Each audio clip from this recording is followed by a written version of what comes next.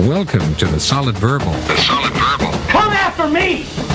I'm a man! I'm 40! I've heard so many players say, well, I want to be happy. You want to be happy for a day? Eat a steak. It's that woo-woo! And now, Dan and Ty.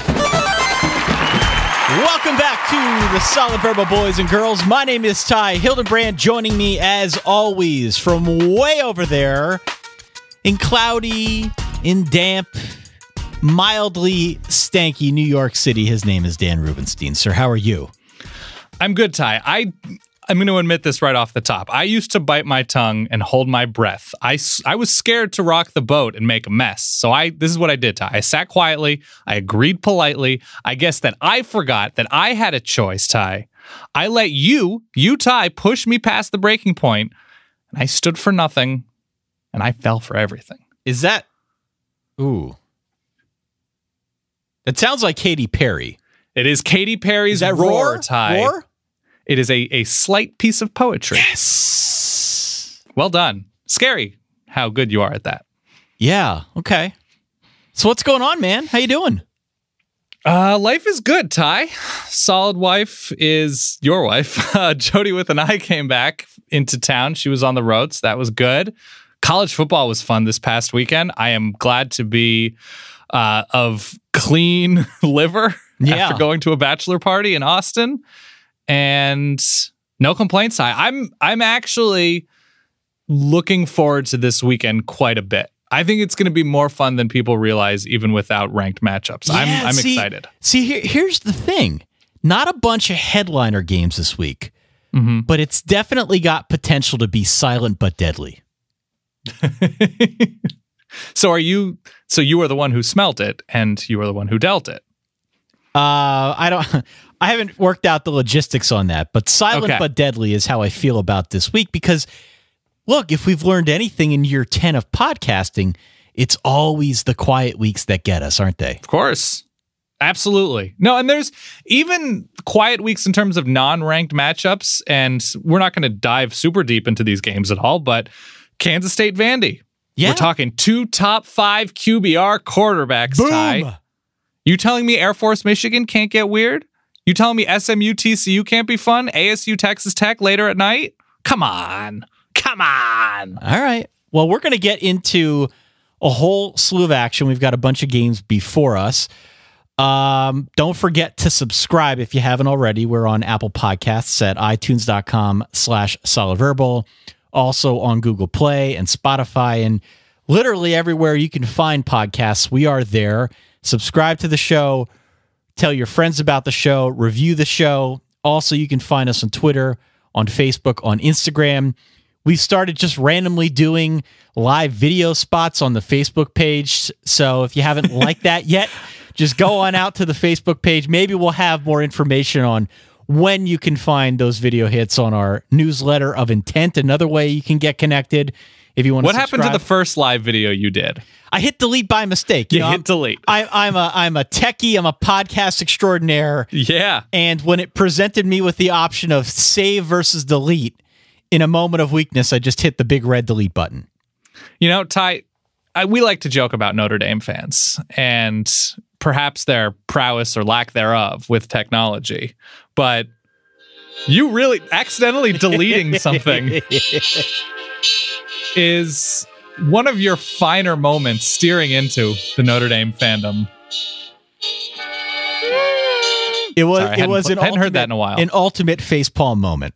Yeah, to say the least. That was on Sunday. I did it early Sunday, but I'll try it again. I'll try it again this Sunday or Saturday. I don't know. We'll figure it out. But like the page, follow the page at facebook.com/solidverbal. We'll be experimenting there. I'm going to bring people into my apartment. Maybe Friday. I'm going to bring people in. Okay. And really show you the lap of luxury that is paying so much money for not very much. Living in a box. Maybe I'll go over to Wegmans and broadcast from there. I don't know if they're going to be super pumped about that. Grocery stores generally frown on filming. But I think you should do it. I'll try. Go for it. They can kick me out. I live right next door. Yeah, go to the prepared food aisle. Yeah. All right. Well, I am excited about this week. Before we get into anything, I guess... Breaking news! boop, bop, bop, boop, boop. Not true breaking news, but we do have some things to discuss here. Miami at Florida State has been postponed until October 7th. If you've been following the weather news, you know about Hurricane Irma.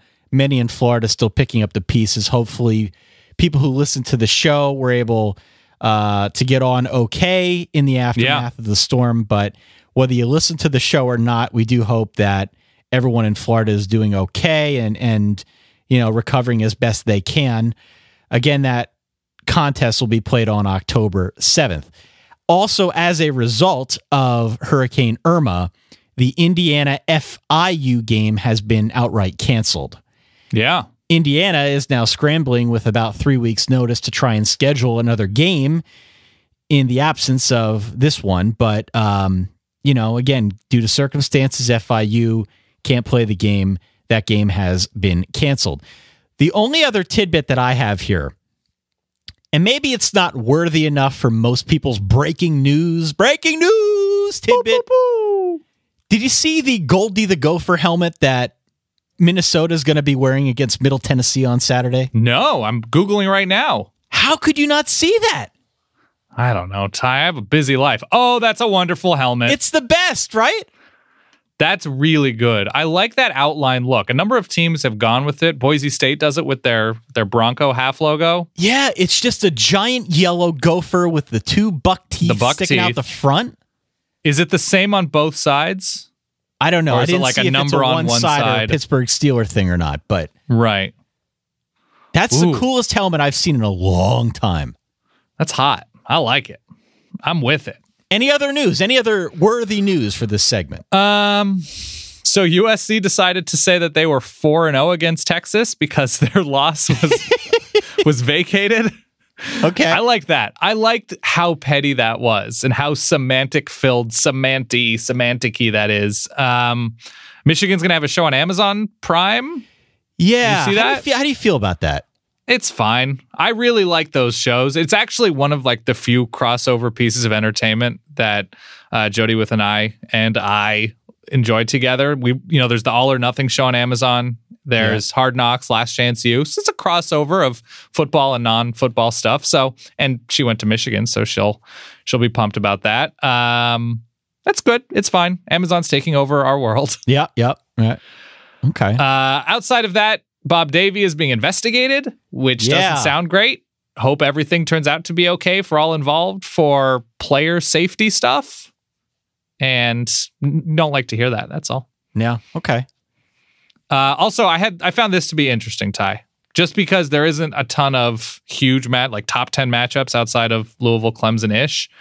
Bill Connolly, friend Bill C, great friend of the show, released his, I guess it's playoff odds based on S&P Plus.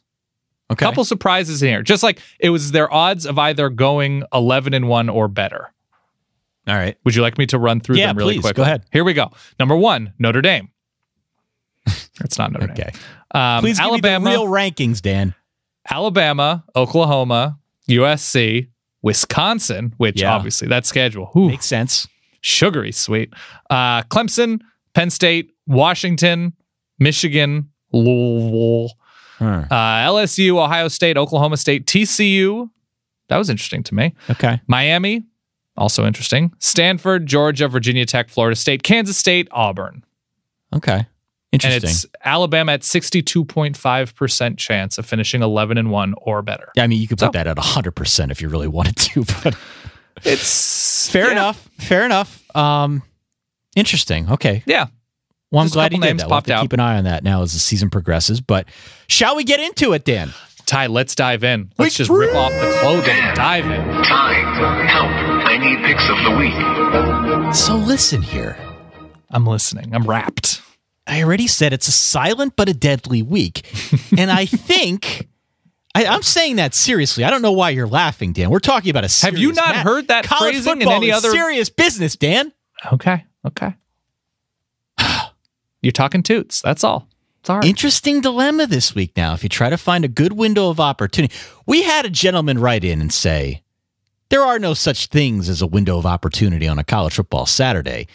And for many folks, I understand that you subscribe to that logic, and I'm with you. I hear you. I've been doing this podcast, as have you, for 10 seasons now for little to no pay. We're on board with that. Right. But there is life outside football, believe it or not. And I think this is a choose your own adventure kind of week here, because the best two games from my pedestal are at noon Eastern between UCLA and Memphis, and at 8 Eastern between Clemson and Louisville. Yeah. Clemson Louisville has the higher ceiling. So if you want to play it safe, get back to your TV in front of that game at 8 p.m. Eastern. But if you're feeling dangerous, saucy, yeah, watch UCLA Memphis. I think it's a shootout. I think Memphis wins outright. We'll talk about that in a little bit. Maybe watch that game, then take the Mr. or Mrs. out for a nice dinner. Get back in time for the very tail end of Clemson Louisville. Wow, so you're saying skip the meat of prime time? I'm saying skip to the end, dog. Skip to the end, because history tells us that Clemson Louisville is going to be a one-possession game. Yeah, but it's fun to watch it all the way through until like that the possession. NBA. Watch the last 2 minutes and you're good. Wow. If you're feeling dangerous, window of opportunity. Sort of whenever you want. Could not disagree more. I'm not going to advise what you should do, but it's choose your own adventure. Either do it early, or do it middle of the day so you get back for the tail end of Clemson Louisville. So you're saying go out to dinner and come back for the end of Clemson Louisville and SC Texas. That's right. I'm not worried about SC Texas, but okay. I mean, it's an 8:30 Eastern start, so you'll have plenty of a chunk in that game. Is there good noonish? There are. So here's what I've done. There are two games, and I'll read them off right away. Two games that we're going to address later, because normally, you know the way I set up our little Google Doc. Typically, we've got a section for week 3 games. It's just big and bold, and those are the games that I think are the headliners. We don't have a ton of them this week, but those are the headliners, right? Right. This week, I've created a second tier, and I'm not sure if it's on the copy of the doc that you copied over onto your side, your super secret side. I do have a secret side. I've got a Vegas knows something tier this week, and those two games are two Pac-12 teams. At noon, UCLA at Memphis, a 3-point line, and then at 10:30 on CBS Sports Network, Stanford at San Diego State with a 9.5-point line. Just two games that jumped out to me as being oddly peculiar as it relates to the point spread. We'll address those later, all right? Yes. In the Vegas Knows Something segment of the show. As for now, though, 12 p.m., high noon on ESPN, we've got Oklahoma State, a 14-point road favorite against the Pitt Panthers, Dan, and I want to play it again. Possible real breaking news. There was an unverified report on Reddit that Mike Gundy has shaved the mullet. Denied. Is it denied? It has been denied. His son came out and said it is not true. Whew. Okay. Yeah. Dodged a bullet. That could have been my greatest reverse jinx of all time right there, picking him in the fantasy things draft. And I even said in that show that with my luck, he would shave it in week 1. Week 3 wouldn't be that far off. Well, it almost would be to your advantage, though. If he shaves it off, it becomes it's a different talking point. I know. But then we're talking about the shave off. So do I get fantasy things points for it now? Oh, still talking mullet? Sure. Absolutely. So I get points for those keeping score on the Reddit. 100%. On the subreddit. Give me a point. You're doing God's work over there, keeping track of this. So, okay. These teams met for the first time ever last season. Oklahoma State won a good game, 45-38. Fast forward to present day, and the Cowboys start the year 2-0. They're averaging 51 points a game. Mason Rudolph has 638 yards and 6 touchdowns. Passing, Junkyard Jim Washington, he's averaging a smidge over 30 yards a catch, Dan. Ooh. Do you have any reason to question this Oklahoma State offense at all?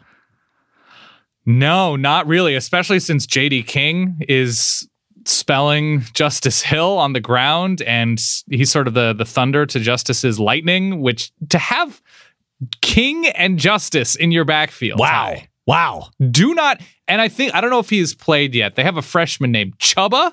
Chubba. Chubba, Chubba Hubbard. Okay. So there is serious nomenclature in this poke backfield. I don't know if King Justice or Justice King is better, but it's all happening. And Oklahoma State, in terms of what they've been able to do, picking up chunk plays, and the opponents haven't been good, South Alabama and Tulsa, they have actually been a little bit more efficient compared to the rest of the country running the ball in chunk spots than throwing it, and they throw it so well. So they're in a very good place offensively, though this is on the road. Pitt last week struggled with preventing bigger passing plays, and they do so overall. The secondary is not very good. They're okay versus the run. Max Brown does not look particularly good. The offensive line does not look particularly good going against what should be a pretty fast, fun Oklahoma State defense. Everybody's calling for, well, this is my favorite thing because it was a fantasy things dream. The backup might even be better than the starter. Ben DiNucci, local kid at backup quarterback. There's, Pat Narduzzi had to come out and say, no, Max Brown's our guy, which is the thing you want to hear for 2 straight years with the same quarterback. Right. A vote of confidence after week 2. Okay. So I'm rolling with Oklahoma State on the road. I just don't. It's a bad matchup. They're not my home dog. Pitt is not. I'm rolling with the Pokes. I think they start slowly. It's a bit of a body clock game at noon, but I think ultimately they roll. So I don't question whether or not Oklahoma State can score on Pitt. They're going to score on anybody. But Pitt played pretty decent defense last week. And if they play the same kind of game, I think they cover the spread. Right? If they focus on controlling the clock, if they focus on all the same things that they did a week ago against Penn State, it's easier to move the ball against Oklahoma State, I'll tell you that. I think it makes it easier to limit possessions. I think Oklahoma State wins. I don't think Pitt has enough firepower offensively to win this game, but maybe a backdoor cover? Wow. I think 38-27. Oklahoma State wins, but Pitt covers. It's what a vote of confidence from you. I don't like anything about Pitt other than their ability to stall. Well, no, seriously, I think it's a style of play. No, I understand. I don't know if they're going to score 27 points against Oklahoma State. I would not count it out. I don't like the offense. I don't like the coordinator. I don't like the quarterback situation. If Max Brown is the guy, I don't like the offensive line. I don't know how they score 20 points against Oklahoma State. If Pitt ran the ball 57 times against Oklahoma State, do you have the utmost confidence in Oklahoma State's defense to be able to defense that for 60 minutes? Yeah, I don't have confidence in Pitt having enough opportunity to run it 57 times. All right. So, no, if they ran 57 times, no. This is all I have to say about Oklahoma Dan Rubenstein, Pitt truther. Yeah, that's true. All right. We disagree. Moving on. 3:30 p.m. Eastern. This one on CBS. It is a rivalry game. Florida is playing this game, after all, at home. At time of recording, they are a 4.5-point favorite over rival Tennessee. That line has bubbled and bobbled. I saw it up at 5.5. I saw it down at 4. I saw it at 5. For solid verbal purposes, we're going to go with a spread of 4.5. There was talk that this game was potentially going to be moved to Atlanta because of Hurricane Irma, but they have decided to play it at Steve Spurrier Florida Field, otherwise known as the sign within the stadium that ironically had both the O and the D blown off during the storm. I like how you went full Ben Hill Griffin when it's just a swamp. It's just a swamp. I am leaning Tennessee with the points. Why? I can't logically bet on a team that I don't think can score. Well, certainly you have a favorite offensive touchdown that Florida has scored this year. Certainly, of the myriad of options you have to choose from. I'm a logical guy. Yeah. I'm not going to bet on a team that I'm not confident can score. I think Tennessee is the better offense. The game on Labor Day wasn't exactly a ringing endorsement for volunteer football, mind you, but I like the way they fought back in that game. I don't think that should be overlooked. At time of recording, now Wednesday evening, I have yet to see whether or not Jordan Scarlett and Antonio Callaway are going to play in this game for Florida. Remember, they were suspended in week 1, and Florida didn't play a week ago. As of earlier today, Jim McElwain said no changes. So that could change. I don't know if it really matters, though, because Florida still cannot figure out their offense. And I kind of think this is just going to be a war, a low-scoring game, ugly offensively on both sides. It feels like a 19-pointer kind of game.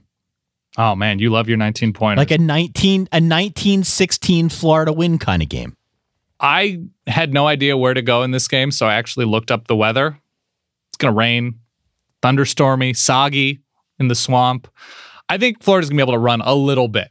They're not running the same offense that Georgia Tech ran all over Tennessee. Tennessee dealing with injuries on defense. I think Florida, whoever it's with, Michael P. Ryan, Mark Thompson, whatever, they're going to be able to move the ball a little bit on the ground. I think at quarterback, they'll get a little bit better. I see a sloppy defensive game. I'm gonna give the points because it seems like a weird line, so I'm just gonna lean into the weird. Give me Florida. Taking Florida, huh? 17-14. So in a sloppy run-oriented game, do you think there's any chance that Tennessee... And I really like John Kelly. Yeah. Do you think that Tennessee running back and chief of staff John Kelly holds the trump card in this matchup? Ty, I'm going to fully ignore that. Yeah. I'm going to let you bathe in that film. I have a sound for that. Okay. And there are no political ramifications in playing that sound. It's just an awful joke. Yeah. I'll admit it. No, you bathe in your humor filth. I do the same every show. All right, so we disagree. Florida wins 19-16. That's my prediction. Okay. You want to stay in the SEC? Yeah, let's stay in the SEC. And before we do, let's talk about Indochino. Oh, wow. Love that. Quick transitions. That's what this is all about here. Indochino is making it easy to get a perfectly tailored suit at an incredible price.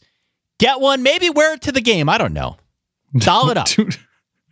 Do it if you must. Maybe you're covering the game. If you're covering the game. Adam Amin, what up? What up, brother? Is he doing this game? I don't know. He's a Friday night guy. He's a well-dressed gentleman. Maybe he's interested in an Indochino suit. You can choose from hundreds of top-quality fabrics. Personalize your suit just the way you want it, Dan, whether it's for work, a wedding, another special occasion. I don't know. You know how it is going to weddings, right? I do know how it is, Ty, yes. Indochino can suit you up. They've suited up hundreds of thousands of guys. They are now the largest made-to-measure menswear brand in the world. Here's how it works. You go to Indochino.com. That's INDOCHINO.com. Or you can drop by one of their 9 North American showrooms. Pick from hundreds of fabrics and patterns. Choose all your customizations from lapels to pleats to jackets to whatever. You name it. Love a good lapel. Submit your body measurements, then you kick back, relax. Step into the best, most stylish suit you've ever worn in just 4 weeks. I'm going to say this, Ty. If you wear an Indochino suit to a wedding, maybe you're a single fella and somebody catches your eye at the wedding, you're not going to not catch their attention by wearing Indochino. Exactly. That's what I'm saying right now. Indochino, it just sounds, notch, it sounds sophisticated. If people say, absolutely. Who are you wearing? I'm wearing Indochino. Oh, this? Yeah. This week, our listeners get any premium Indochino suit for just $379 at Indochino.com and enter SOLID, SOLID at checkout. That is 50% off the regular price for a made-to-measure premium suit. Free shipping at Indochino.com. Promo code SOLID. Any premium suit, $379 free shipping. You will never have to worry about badly fitting suits or expensive trips to the tailor ever again. Get ready to look like $1,000,000. Get at me, Indochino. I've got weddings coming up, and I want to look like $1,000,000. Same. I will take pictures of myself in this Indochino suit, and I will show the world as a weirdly shaped person that even I can look suave and sophisticated and wonderful in a suit. 7 p.m. Staying in the SEC on ESPN. We've got LSU a 7-point road favorite in Starkville at Mississippi State. LSU is 73-34-3 all time against the Bulldogs. How you feel? How you feel about this game? Ty, you got a sound of a mustard bottle squirting? I do. Please play. The Yakos, home dog of the week. Clanger, clanger, clanger. Mississippi State runs really well. They're at home. It's a weird place to play. We don't fully know what to expect from LSU. They haven't played anybody of Mississippi State's caliber. I like State here a little bit. Arden Key is back, which worries me. To win? I don't know if they win this game, but I think they cover. I'm taking State. I think Klanga. I think Noise. I think they play the pass really, really well. They could force a turnover or two in the passing game. I'm not crazy about LSU's receivers. Deeply, deeply love Darius Geis, but I think they play the run pretty well as well. Bringing in some JC guys. I think State covers this game. I think it's close. I think it's last minute. It has been a couple times recently. I'm going to say 20-17 LSU. Wow. Low scoring game. Low scoring game. I think it's going to be a fun one. I don't think LSU is able to get going too much offensively. Yeah, and Mississippi State is very good up front. We saw Jeffrey Simmons last week. I like the Bulldogs. I don't know. They've been outperforming, according to Bill C. I desperately want to agree with you. I know you do. I like Nick Fitzgerald. Come on. Nick Fitzgerald is a bowling ball with eyes. I love him. He's fun. Come over here, Ty. Come on over. It's a night game. It's in Starkville. You got the cowbells, that clanger. Hey, Ty. Just give me a close half and I'll be happy. Okay. I'm picking LSU. Get saucy, Ty. No, I'm picking LSU here. I like LSU's defense a lot against a line that's going to replace a few starters. Still trying to figure it out up front. And it's really a one-man team with Nick Fitzgerald. Very one-dimensional. Okay. And I think Mississippi State's got too much turnover in the front seven. They have overperformed, I'll give you that. But the rub on them going into the year was that their defense is still a year away. And I don't know if I feel confident about them stopping a really good rushing attack in LSU. I'm going to say LSU pulls away late, and LSU wins 28-17. All right, so they cover and we disagree. We do disagree. Road cover. Ooh, okay. Not for the faint of heart, but okay. Where are we going? Let's stay in the SEC. Why not? We're already here. God, so many reasons not to, but let's do it. 7:30 on the SEC network. We've got South Carolina. At home, a 7-point favorite against Kentucky. South Carolina, 17-10-1 all time against Kentucky. Not sure why I looked that up, but yep, I did. We, I think, have a better sense for South Carolina now than we do Kentucky. Is that fair to say? Because I think so. You know, South Carolina's played NC State. They played and beat NC State in a good game. Mizzou. Secretly a very good game in week one. They beat Mizzou 31-13 a week ago. Kentucky also 2-0, but against Southern Miss and Eastern Kentucky, which is definitely not the same level of competition. This is a confusing game for me. Very confused. I felt about the same about these two teams before the season got rolling. And now I'm not sure. I'm not. South Carolina has absolutely exceeded expectations. And I don't know if that's a mirage and the teams they've played just haven't been that good, or if South Carolina is really, truly, secretly decent. So I think South Carolina is a team, perhaps more than any other team in the country, that we have a decent enough concept for after 2 weeks, just because of the level of opponent they've played. Has anybody else played two Power 5 teams? I'm trying to think. Off the top of my head, I can't think of them, but it's possible. Kentucky scored, I think, 17 points offensively against Southern Miss. They had a fumble return. Right. That's not great. And there's nothing that South Carolina does particularly well, but they're sort of solid. There's some defensive questions I have, but they're pretty solid, if not average, in a number of places, which is decent for South Carolina at this point. Kentucky, it's early, but Ty, they might have especially on offense. They might have a touch of assiness, for lack of a better term. I don't like Steven Johnson all that much. They had 9 punts for Southern Miss. They had 8 drives that lasted 5 plays or fewer and resulted in punts or field goals or whatever, turnover and downs. I'm going to go South Carolina. It's in Columbia. I have way more reasons not to like Kentucky than I like South Carolina, except for one thing, Ty, about South Carolina that I do particularly like. And his name rhymes with Deebo Samuel. Oh, Deebo. Oh, Deebo. He changes fields, and for that, I like South Carolina to win this game by 13 points, 34-21. I think this game's going to be all defense. I don't trust in either offense, and in a game that's all defense, 7 points is a lot. South Carolina wins at home 24-20, but Kentucky covers.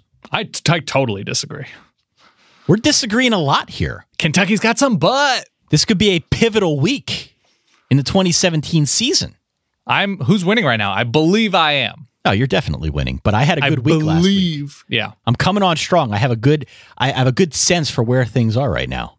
I feel good. I feel good. I feel confident. All right. That said, let's go to 8 p.m. Is a big one. Get home, watch this game. ABC. Clemson, a 3-point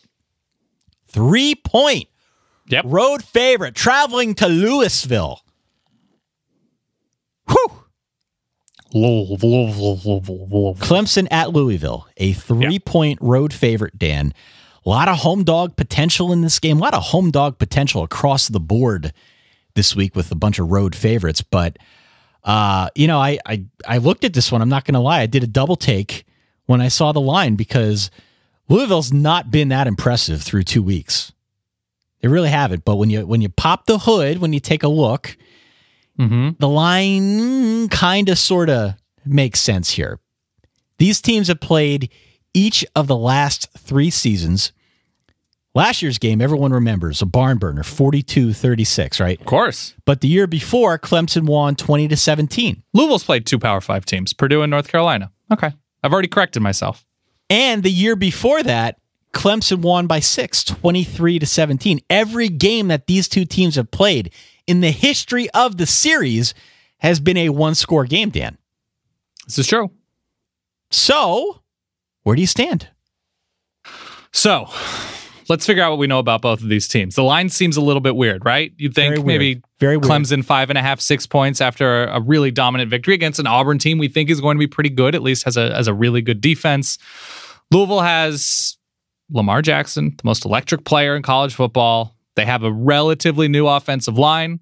They've got a couple good receivers in Jalen Smith and Dez Fitzpatrick. They've got a promising running back in Malik Williams. Their run defense has been lights out, although it's 2 passing teams really in North Carolina and Purdue. And they have a new defensive coordinator. It's no more Grantham. It's Peter Sermon.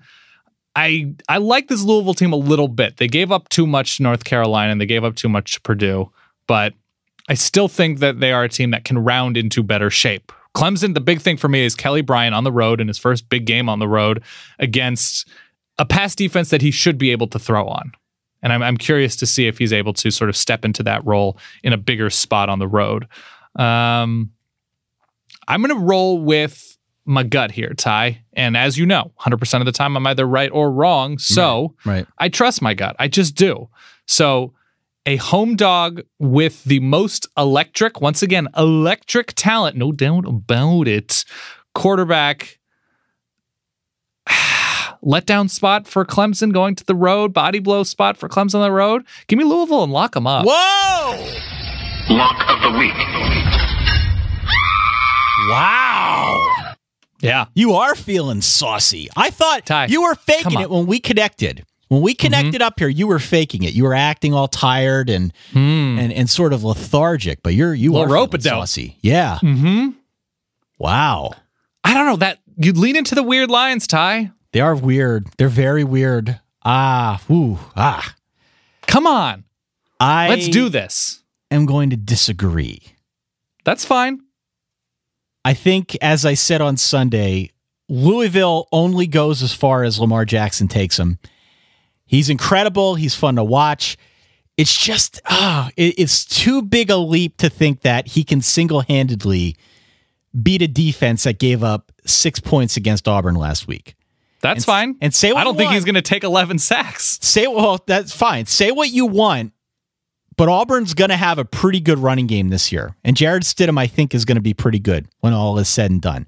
Mm-hmm. So, I like Louisville. I like the spot. It's a weird line. You're right about all that stuff. And a one-man army of Lamar Jackson is going to be fun as hell. But it is not enough to win, I think, a lot of points. I think 34-27, a late touchdown, makes this one closer than it might appear if you actually watch the game. But far be it from me to go against my Clemson Tigers, Dan. 34-27, give me Clemson on the road at night. And lock it up! Lock of the week. Here we go. Tasty. I like this. Diametrically opposed locks in week 3 here. This is what I live for, Ty. This is what the show is all about. 8:30. USC at home. A 15.5 point favorite against Texas. Dan, this is a rematch of perhaps the greatest college football game ever played back in the 2006 Rose Bowl. Texas won that game. I'm sorry, Ty, but that game has been vacated and did not happen. Texas won that game 41-38. This game's on Fox. And Daniel, they are emptying the clip. Clip on this mother. Here is a direct quote from the commercial they've been running all week. And I quote, "This isn't a rivalry. It's worse. Rivalries are every year. Every fall, the story rewrites itself. But this one sits there until finally you get the chance to make it right. Or continue the nightmare forever." Yeah. That's it. Could they be any more dramatic about a game with a 15.5 point line? How old were the quarterbacks when the 2006 game happened? That game was 11 years ago. It's a hard connection. So they're 6, 7 years old. It's a little bit different. What is the line you said? 17 and a half? I don't know. I saw it at 17 and a half. I think it's come down to 15 and a half, probably because so many people have watched the commercial now. It will. I'll say this to whoever produced that commercial.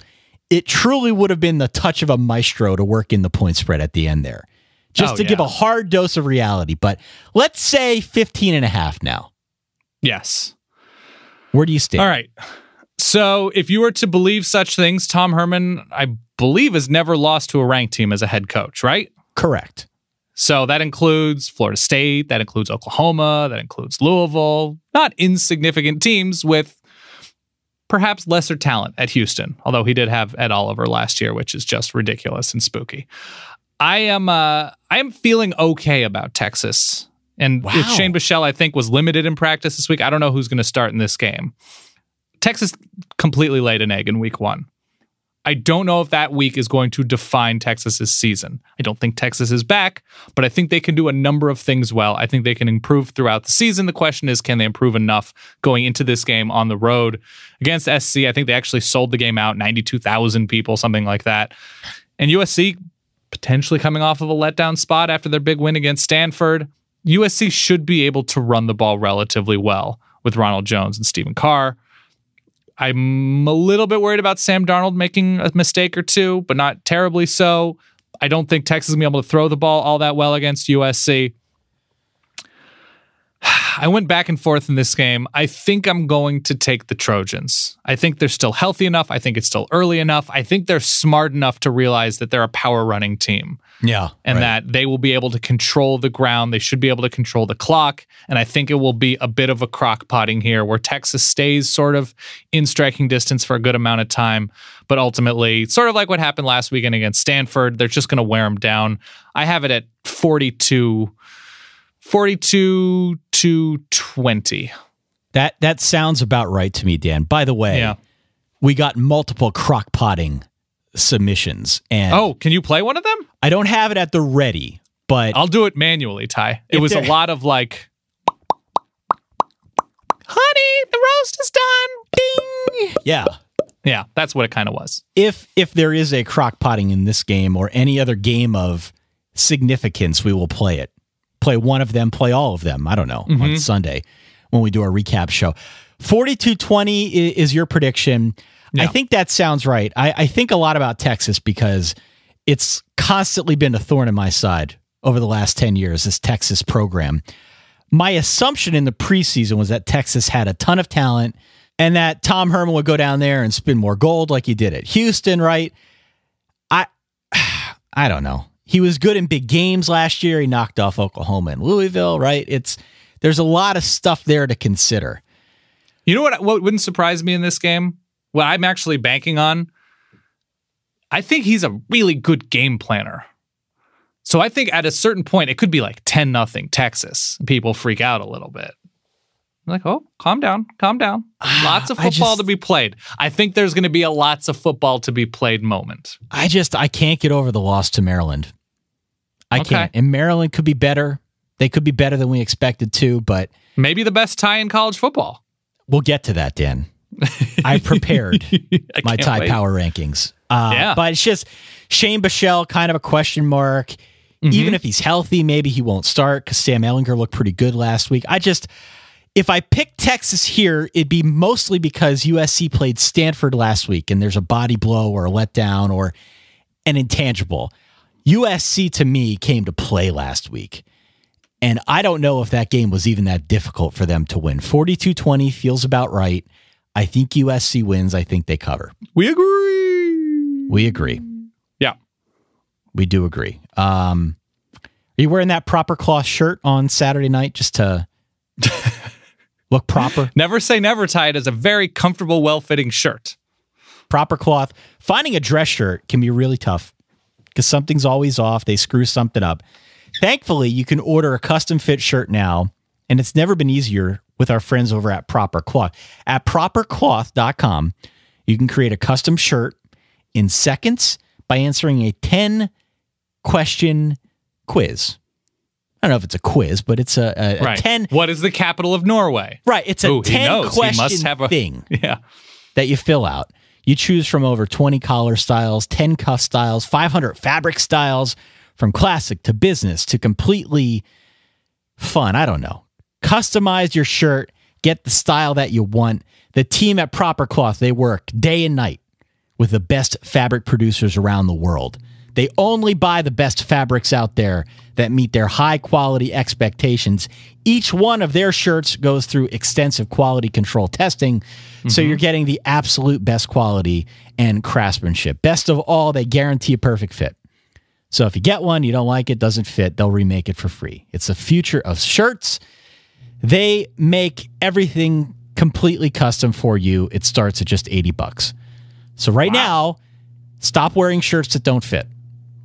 Yeah, don't do that. Stop it. What the hell are you doing? Come on. Start looking your best with a custom fitted shirt at propercloth.com/solid today. propercloth.com/solid. Enter the gift code SOLID and save $20 on your first shirt. $20. Agreed. It's not insignificant. propercloth.com/solid. Your gift code is SOLID. Do it today. All right. I'm ready. Now I want to talk about our Vegas Knows Something games. All right. Vegas knew something, knows something about these games here, Dan. 12 p.m. Eastern on ABC. UCLA traveling across the country. Only a three-point road favorite at Memphis. This game features my absolute favorite intangible, which is the whole body clock thing. The West Coast team flying east to play early. Did you know this game is only 9 a.m. Eastern? Did you know this game is only 9 a.m. Pacific Coast time, right? Body clock. Yeah. Also a potential look-ahead spot. UCLA's got Stanford on deck, Dan. Ooh. Memphis, a potent offense. They've got almost everybody back from a year ago, with the exception of Chip Long, who went to Notre Dame to run an uncreative offense against Georgia. But we're not. Oh, wow. We're not gonna talk too much about that anymore. Okay, I'm over it. I'm through it. I'm a better man. This line is staggering to me, Dan. Staggering to me, because if you bet Memphis, if you bet the Tigers, you're basically saying they're gonna win the game outright. Mm-hmm. Yeah. If that happens, it's a shootout because Josh Rosen can throw on this team, and Memphis is like replacing everybody in the back. Yeah, also true. So if you want to go Memphis plus the points, you're betting on a Memphis outright win. You're betting on a ton of points. And Dan, I am feeling saucy. Okay. I'm going Memphis. Give me Memphis outright. I think a lot of points. The over-under is 70. I think this one goes over 41-37, Memphis outright. Maybe an overtime game, maybe not, but the early game for UCLA and the West Coast team never seems to fare all that well, especially in a look-ahead spot with Stanford on deck. I am going Tigers outright. So I think you're mostly correct in thinking, oh, it's weird, it's body clock, it's, Memphis being decent and hosting UCLA, a look-ahead spot. UCLA maybe coming in too confident because of just how well Josh Rosen has been playing, which, make no mistake, no doubt about it. Josh Rosen has been outstanding, just ridiculous. After he started off the game against Texas A&M the way he did, sort of flatly, he's been just perfect, basically. So I can understand why UCLA's offense would come into this game feeling very confident. Here's the other thing, though, which could contribute to this 3-point line, which seems low. UCLA's defense has been pretty disappointing. Yep. They've been kind of underwhelming, to say the least, at least in the first half against Texas A&M. And against Hawaii, they weren't great. It wasn't really a game, but it wasn't fantastic. So I understand the line a little bit. I can't in good conscience, because Memphis has not looked decent enough early. I can't roll with the Tigers. I don't think UCLA blows the doors off of them. I think UCLA covers this game, sort of squeaks it out, 35-28. We are legitimately disagreeing on every game. Yeah, I feel good about this, Ty. I feel great about the divergent viewpoints here on the Solid Verbal. Okay. Yeah, embrace our differences. The other Vegas knows something-y kind of game is at 10:30 on CBS Sports Network. Stanford, a 9.5-point road favorite at San Diego State, Dan. These teams have not played since 1988. Mm-hmm. Stanford, of course, coming off a game. They got worked by USC. Now they're on the road again in San Diego to play the Aztecs, who knocked off ASU a week ago. San Diego State looks pretty good so far this year. Yeah, and they looked really good last year. I mean, they beat Houston in, I think, the Vegas Bowl, I want to say. San Diego State's defense was mostly outstanding last year. They look it again. They've already been, as you said, a Pac-12 team early on in 2017.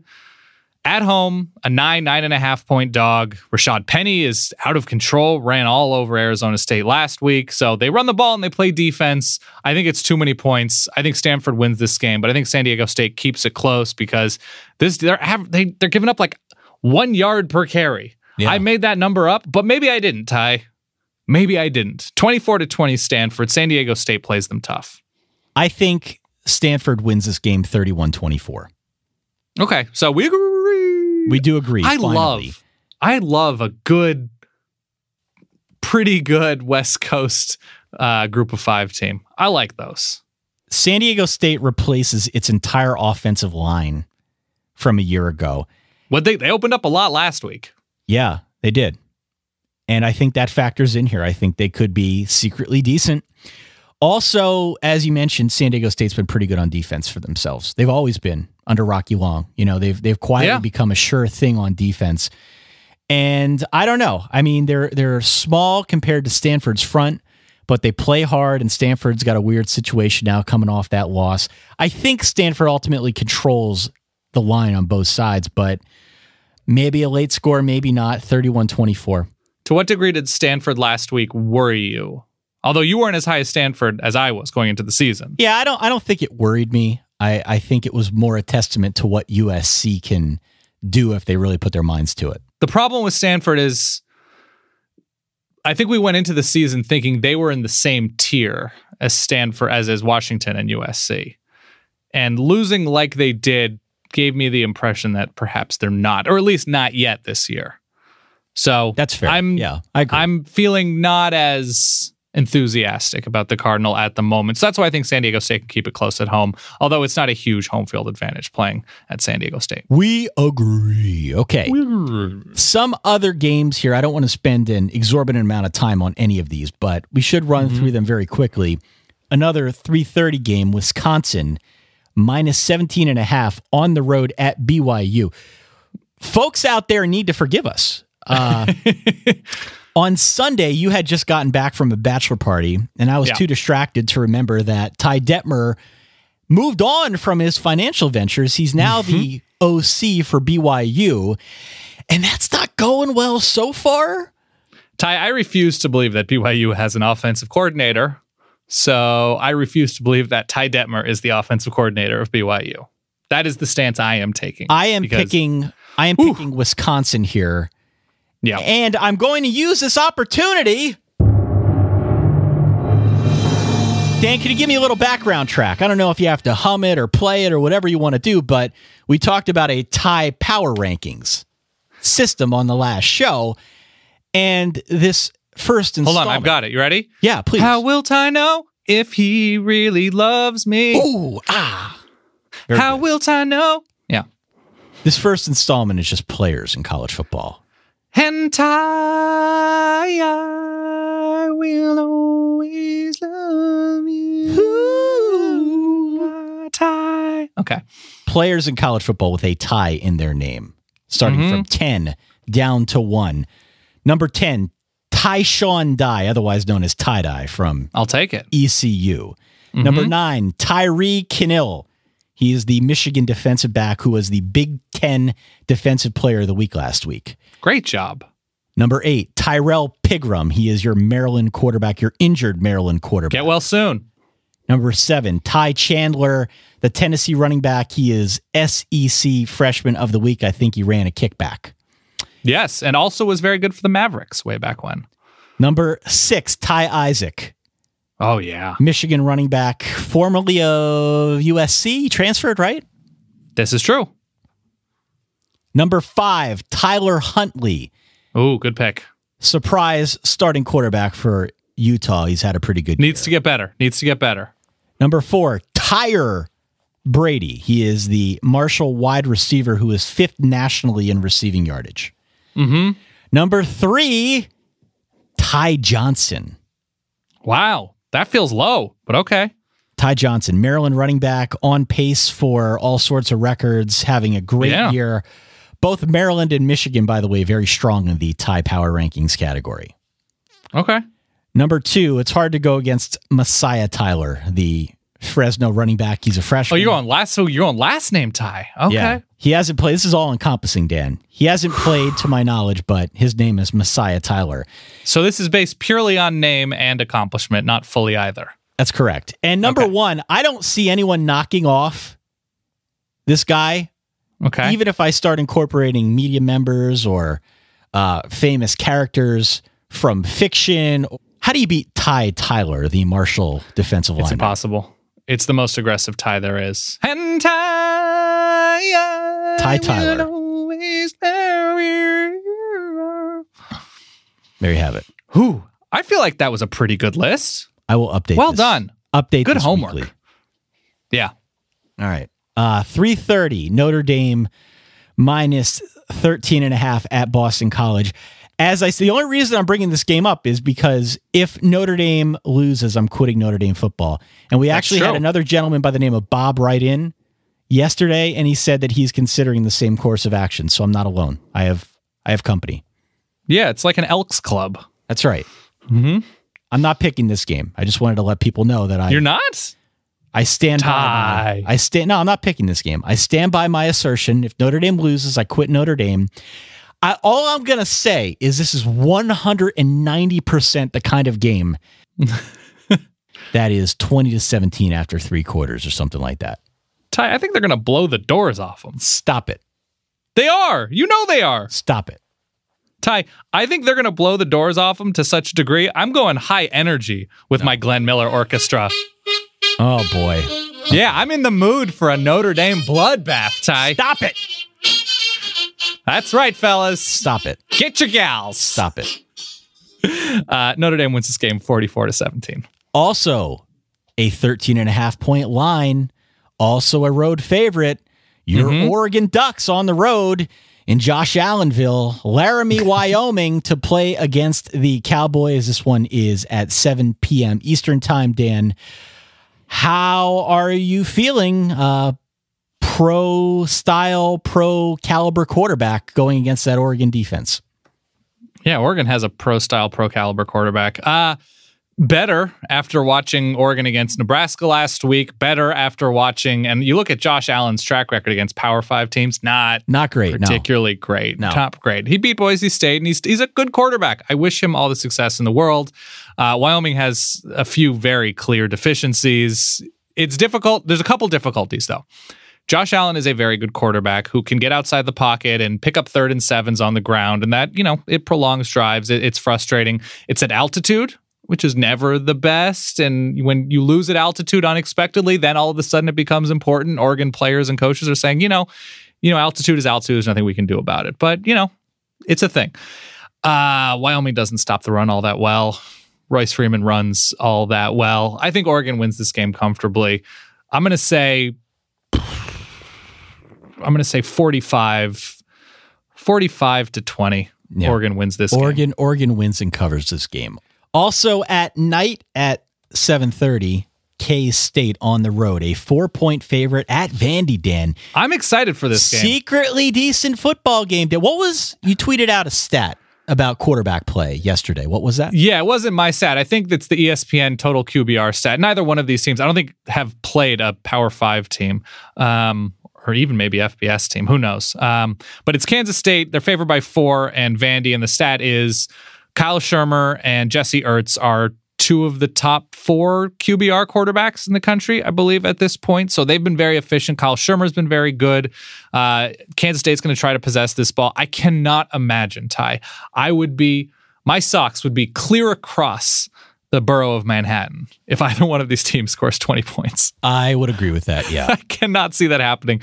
I'm going to take the home dog here. I think Vandy is not going to win outright. I think Kansas State's in a better place offensively. So 17-14 Kansas State. Vandy barely covers. Vandy's my home dog. The Yakos. Home dog of the week. Vandy's been pretty good so far this season. Granted, maybe not the best competition, but yeah, might not win outright. I think it's a close game. I'll take the points at home. Okay. And then the final Power 5 game that I think we'll cover here. 10 p.m. Ole Miss at Cal. The only reason I brought this up, it's a 3.5-point line. I think there will be points, and I'm riding with the Bauer Hour here. I'm going to go Cal. Yeah, I'm going to go Cal as well. I don't like Ole Miss's defense all that much. Yeah, I'm going to go home dog once again. Late, cross-country-ish. Cal's not fantastic, but I think they're decent enough. I think they win this game. Let's call it 31-24. 3-0 for Actually, Justin you know Wilcox. what? I take that all back. I love A.J. Brown. I think Ole Miss wins this game. I think they win this game by a touchdown, 37-30. All right. I'm going 3-0 Justin Wilcox. All right. Fair enough. There's a couple other games, Ty, yes, real quick please. before we get into the apex of the show, the climax, if you will, of the show. I didn't mention my pick for Wisconsin-BYU. I think Wisconsin kills BYU. I just don't like that BYU offense at all. Boise State hosts New Mexico. Could be fun and weird. That's, I think, the Adam Amin game. Fun fact, if you ever visit Boise, a dish that they are known for, like in sports bars and restaurants that serve a lot of meat, finger steaks.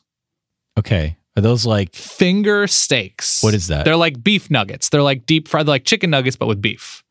Okay. And you get fry sauce with them, which is like a Thousand Island-y type sauce. Finger steaks. Okay. Air Force Michigan, have it on your radar, Ty. And that is an Air Force joke. That is indeed an Air Force joke. Because what do military academies do against Midwestern powers, Ty? They beat them. They usually do, yeah. They can. Yeah. They can at least fly under the radar. I like it, Ty. That was not nearly as bad as your last attempt. Thank you. SMU, TCU. SMU scores a bunch of points. TCU's defense looks like it's back. I feel good about TCU in that game, but I think that's going to be entertaining. And my final game before the climax, Texas Tech, ASU. I think that's a late night game. Texas Tech favored by 7.5. ASU might be very much garbage. I'm going with the masked riders here. Start up the Chip Kelly to ASU rumors, please. Start it up. Do it for me. Do Ty. it for me, please. Do it for Ty. Do it for Ty's picks. My final question, my final favor to ask of you is, Ty, Yes. will you please drop that tingly, pounding, quivering, damp drum and fife? Oh, baby, oh, baby, oh, baby, baby, baby. What we got? New Hampshire coming off of an FBS win, Ty. Yeah. We ride with the Wildcats. I do not believe in the Crusaders this week, even though the Crusaders have been looking good. I am going Cats here. They're going to avoid the letdown spot on the road against the Crusaders. They're going to go into, is Connecticut the Nutmeg State? I believe it is. New Hampshire, different team on the road, Dan, when they're away from their house of pain up there. Going to Holy Cross? Connecticut is the Nutmeg State. Okay, yeah, I'm going against Holy Cross. I'm going to go New riding. Hampshire. Ty, you want Chip Kelly? Here's New Hampshire. I'm going New Hampshire as well. Okay. The Yaleys, the Ivy League Yaleys, traveling to Lehigh, your backyard, Goodman Stadium. There are Lehigh people who heard what you said about Lehigh people, Dan. What did I say about Lehigh people? You Aggressive? talked about them flippantly, like, oh, like Lehigh people. And then I said, well, I'm married to a Lehigh person. And you kind of walked it back, like, oh, I didn't mean anything by it. Lehigh people are smart enough to see through what you did there, Dan. I'm going Not Lehigh. all engineers, Ty. I'm going to leave it at that. Lehigh over Yale in this one for me. Not all engineers. I'm going Lehigh as well. I roll with the engineers. Marist traveling to Georgetown. You know I'm going to go multi-sport field here all day, all night. Hornet's Nest. You do not just walk into MSF and walk away with a victory. You know, Eastern. supposedly they've changed the name of that field, but they haven't changed the name of it on ESPN.com yet. It still says multi-sport field. Well, that's how we roll. Eastern Washington. Clear across the country to take on Ralph Russo's Fordham Rams. Yeah. New York's one true team.